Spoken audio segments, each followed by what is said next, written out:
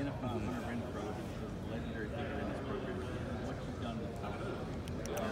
What is it about the state that brings out the best in you? I don't know. I think just growing up, championship games and kind of championship times are the time you have to play your best. And I know I've said this before, whether it's 1-1 and playing best of two out of 3 on the basketball court, there's just something a little extra on that championship game. But I try not to play any different than I play against Furman or whoever we play. I just try to be consistent and my fundamentals, work hard on my fundamentals, and usually under pressure that holds up. So, you're an old hand at this stuff. How prepared is Trevor for this moment? Oh, he's ready. There's not a word in the world about Trevor.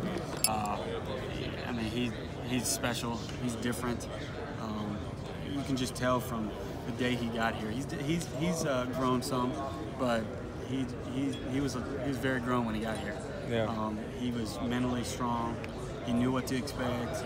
He was never overwhelmed by the moment, and that's what you want to see in a quarterback.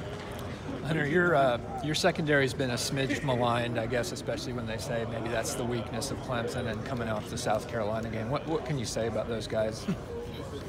I hope they keep thinking that and trying, because we have one of the best secondaries in the country. I don't think 2 games. If you judge the offense by 2 games, then we're one of the worst in the country. I can just tell you by who I've played in the past and been here long enough that going against them every day, I've had more struggle this year getting open against our guys than any other year I've been in any game or any practice with our team. And so I have no doubt they're going to play well, and that's not a worry at all for this team. What's the biggest difference between your 2 lives, so to speak, here at Clemson? The biggest difference? The notoriety is one. I've tried not to let it affect me too much. Affects you a little bit, but I guess just a 2 set of friends. I mean, I had an older group of friends and they graduated, and now I have a younger group of friends. And so just, I guess, my friend group a little bit. Yeah.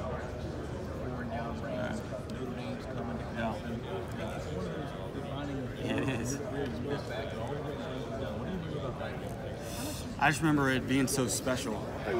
I remember I was wide-eyed and I didn't know what to expect. And it was game day. It was Notre Dame. It was the gold helmets. It was kind of the marquee matchup in college football that weekend. And so we were being super nervous. But I think I had 1 catch in that game down the sideline. I had another one that I thought I caught, and they reviewed and said I didn't. I still think I caught that ball. But I just remember it being a turning point for our season. I know I talked about earlier that in the past we'd lost to Georgia my first year, and then Florida State back-to-back, or in a 3-game span. And then we had to kind of recover. But that year they kind of kickstart that season, and we were able to build off that season the last 3 years. So. You mentioned Notre Dame, the gold helmets, the aura, just their history the first time around. Do you feel like that script has been flipped somewhat? Because Notre Dame, when you think of them, you think of past success, you think of current success, you think about Clemson, the Orange Tiger Paw. Are you guys maybe the team that has the aura and you know what I mean, the buzz around it more than a Notre Dame? I mean, I hope so, because that means we're playing in big games. That means we're playing well if we have that. But I know I've said it before that we got to go out and perform. That's the reason why we've been successful, is because we haven't cared who we played. We played Alabama, Oklahoma, Auburn, LSU, and Ohio State, and we played well. And so when you get caught up in all that stuff, then you let a emblem beat you. And so. Do you like to feel that maybe you guys have a little bit of an intimidation factor against 95% of the teams you play, even in the playoff? Yeah, I mean, I hope we do. If it gives us that little bit of edge, if they're going to let that affect them, then we'll take it. Over the course of the season this year, what do you think was the biggest thing you got from Yeah.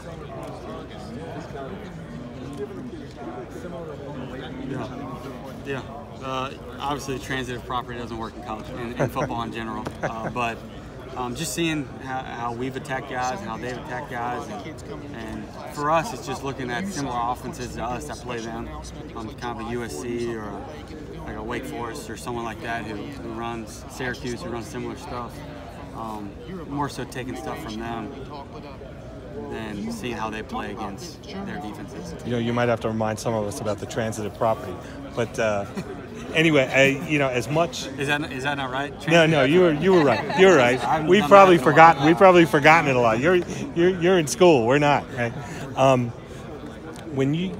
sure when you came here, you thought, okay, maybe there's a chance we can win a lot of games. How does the way Dabo keeps it, to keep it fun, how does that allow you guys to enjoy this process even more than maybe at some other places? I was reading something on Alabama or something the other day, and I saw a Nick Saban quote where it was saying that there's a lot of books written on how to be successful. There's not a lot of books written on how to stay successful. So it's hard to do. I think Coach Winnie, he genuinely cares about us. I think it's a culture of just a family atmosphere. And preparing with purpose every day.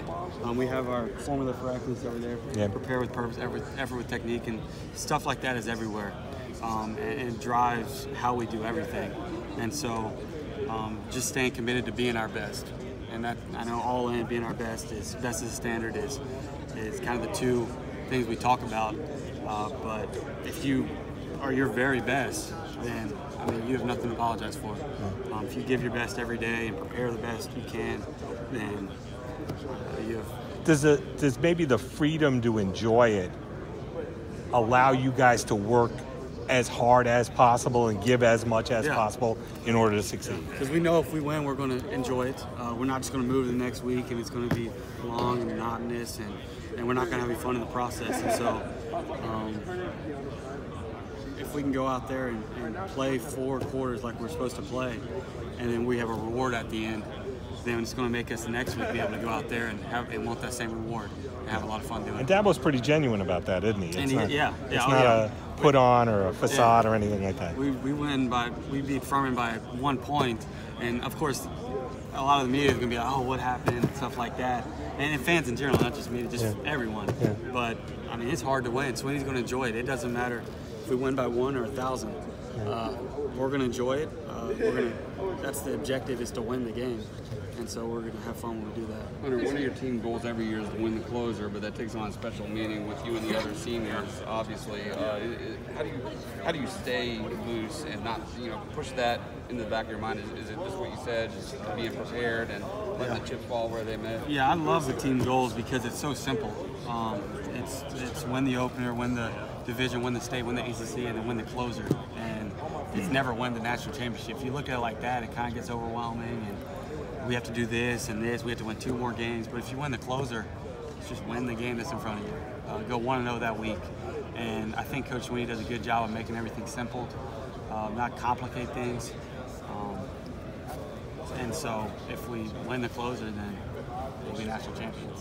Coach Sweeney said before the season even started that this was probably one of the most talented group of wide receivers that he's had. How would you assess the talent level and just the amount of threats that you guys pose to opposing defenses? Yeah, T. Higgins is pretty good. Justin Ross is pretty special. Amari, I mean, everyone we have is just super talented. I'm interested to see in 10 years where everyone, if we're all playing in the NFL or what's happening. I know we've had some success with the previous receiver group, so for Coach Sweeney to say that, that means a lot. That's pretty special. So I think it helps to have 2 big guys and Justin and T to be able to extend the field. Kind of when we have a package where we can put them both on the outside. I don't feel like we've had that necessarily in the past. So I think it helps me and Amari to be able to get open in the middle for sure, and to complement Travis when we can extend the field vertically to be able to hand it off and do some of that kind of stuff.